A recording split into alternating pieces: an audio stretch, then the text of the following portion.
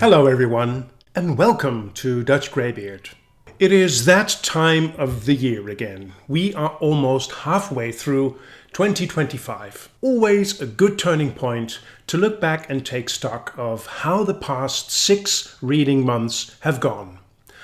I won't do the mid-year book freakout tag because I have no real answer to most of the prompts. So, being the wayward person I am, I will do my own mid-year check-in. First, I will compare the reading plans I made at the end of 2024 with what I read in reality. And second, I will highlight the 5 lowest rated books and the 5 best books I have read so far. By the time we've reached the halfway point, a good week from now, I will have read 37 books with a total page count of 14,369. That comes down to an average page count per book of 388. Divided into genres, I read 1 middle grade book, 3 non-fiction and 4 literary fiction. The rest, 29 books, belong to the genre of fantasy. The average rating for all these books is 82 points out of 100, which compares to a 4-star in the upper regions, which is very good. So far, 4 books were genuine pearls with a 5-star rating above 95 points out of 100. Only 2 books scored below 56 points, which compares to 2.5 stars or lower. So, overall, these first 6 months, I had a great time with the books I read. Let me start by checking if I'm still a little bit on track with my plans for 2025. Here's the overview of what I intended to read this year. 40 fantasy books and some 20 books outside of fantasy, of which I could only think of 4 titles at the time. Right now, I'm at 62% of my scheduled 60 books, which is nice. I've read 7 books more than planned. Not that it matters very much, but it does feel like something of an accomplishment. And it means I can relax a bit. Up until now, I have read 3 books of non-fiction and 4 of literary fiction. With the 1 middle grade book, that brings my total of books outside the fantasy genre up to 8. Of the intended non-fantasy books, I have only read 1, A Leg to Stand On by Oliver Sacks. In the meantime, I did buy the latest novel by Haruki Murakami, and I will most certainly be reading this one very soon. On to the fantasy portion then.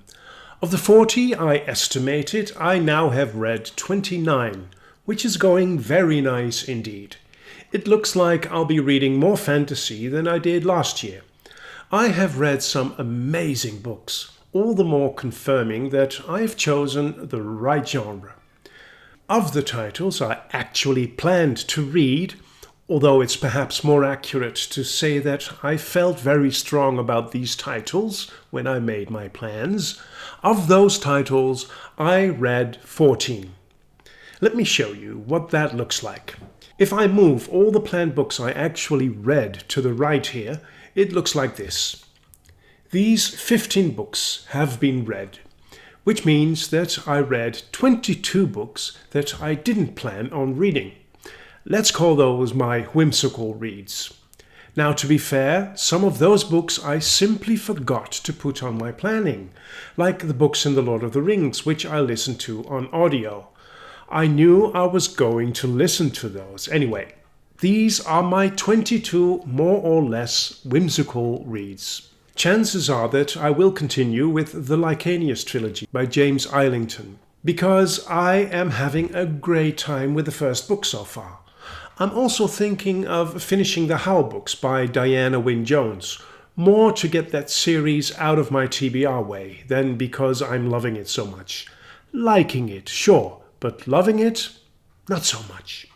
Looking at what remains of my plans, I probably won't get around to reading 2 Robin Hobb trilogies.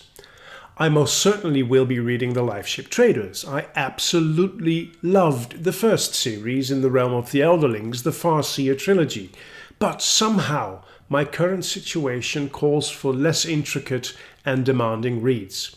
But, knowing myself, I just might go ahead with Hobb after Life Ship Traders.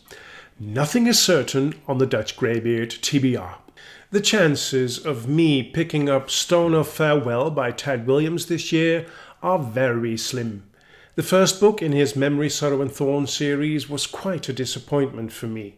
I'm also not sure of Discworld, but let's just leave them here for now. As for the other series here, like The Greatcoats by Sébastien de Castell, the Coppercat Trilogy by Jen Williams, I think they will be read in the second half of this year. Even Stormlight Archive, which are demanding reads to say the least, will stay on this planning.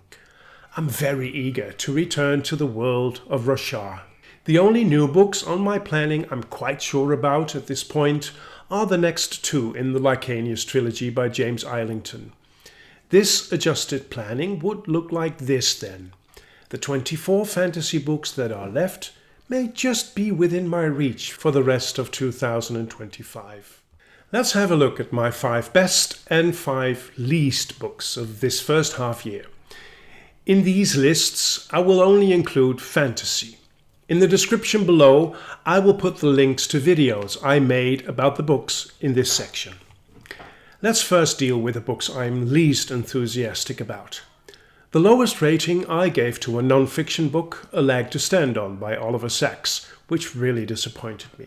I still gave it 49 points out of 100. The 5 fantasy books, ranked from bad to worse, are Sorcery by Terry Pratchett, which I gave 70 points out of 100. That's still 3.5 stars, so not a terrible read at all. It just didn't give me what I'm looking for in a good fantasy book. On number 2, Magic Bites, the first book in the Kate Daniels series by Ilona Andrews. I tried my hand at urban fantasy, and this series is supposed to be one of the best in that subgenre. I gave it 67 points out of 100. I liked it, but that's about the best I can say about it.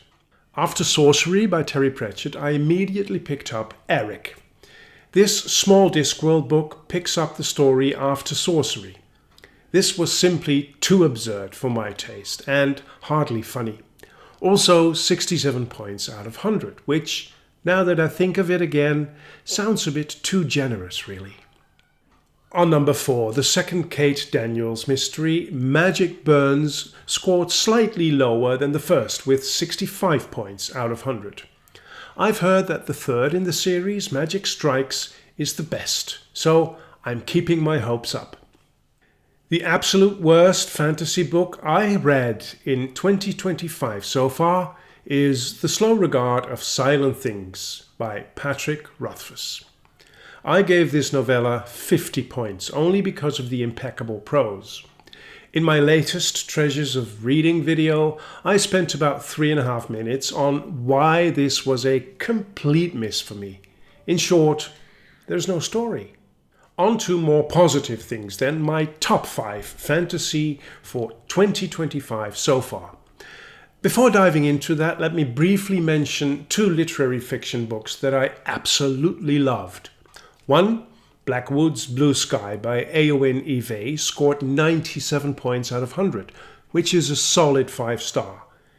And the other, To Kill a Mockingbird by Harper Lee, I gave 93 points out of 100. Then, on to fantasy. In 5th place, a book that rarely makes an appearance in my ranking videos, although it absolutely deserves to be there. I'm talking about The Lord of the Rings by Mr. Tolkien. I listened to all 3 books on audio in the superb narration by Andy Serkis, and the third one, The Return of the King, scored highest with 92 points out of 100. As I've mentioned a couple of times on this channel, I am extremely slow in listening to an audiobook because I only do that during my household chores and occasionally while driving the car. I started listening to the first book, The Fellowship of the Ring, on the 1st of November of 2024 and finished the last book on June 17. Still, I very much enjoyed it and I will be listening to other audiobooks in the future. Number 4 is The Crown Tower, the first book in the Rhaeria Chronicles by Michael J. Sullivan. I read this one in May and gave it 92 points out of 100. Great storytelling, superb writing, although nothing fancy, and loads of fun. I can easily recommend this book to anyone. I will make a separate video on the first 2 books in this series, which is still ongoing if I'm not mistaken. Coming in at number 3 is the final book in the Arc of a Scythe trilogy by Neal Shusterman, The Toll. A great ending to a provocative story. Just 2 points short for a true 5-star, but with 94 points out of 100, this is one of the best reads of this year. Please check out my reading experience for this trilogy. With these books, I kicked off this reading year, and I couldn't have wished for a better start. On number 2, we have The Wise Man's Fear by Patrick Rothfuss. It took me 2 weeks to read this chunker, and I was pretty upset when I turned the final page. This book scored 99 points out of 100. The waiting for Book 3, The Doors of Stone, now has begun for me as well. I was so overwhelmed by this book that I made 2 separate videos about it. One free of spoilers and one filled with spoilers. My number 1 brings me into a little bit of trouble. Those of you who've been watching my channel for some time know what's coming next. Let me first state that I hardly ever rate a book with 100 points, the full score. This year, within 2 months' time, I read 2 books that got that rating. I am of course talking about A Song for Arbonne by Guy Gavriel Kay, which I read in the second half of January, and The Name of the Wind by Patrick Rothfuss, which I read at the beginning of March. Even though some months have passed in which my memory of these books has ripened a little, I still cannot decide which of these comes out on top. It just feels wrong to do that. Even though they are completely different fantasy books, to me they are equally perfect. For now, it is these 2 that are in place number 1.